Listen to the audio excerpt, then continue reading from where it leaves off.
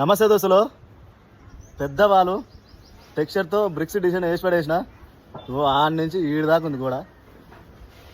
ఎట్టొచ్చిందో మీరే కామెంట్ చేయండి. బాబా బాబా బాబా మధ్యాహ్నం తర్వాత గా టేబుల్ సెట్ చేసుకొని టెక్స్చర్ పెడుతుంటే ఉంది షరా. ఆ ఎండ మొత్తం సూర్యుడు నామించబోయింది ఎండ అంతా. గోస గోస తీసినప్పు కళ్ళు కూడా కానరాట్లేదు, కళ్ళు తిరిగిపోతున్నాయి. ఏంలే లాభం లేదని ఈ బిట్టు మావంతం పెట్టించిన. ఇక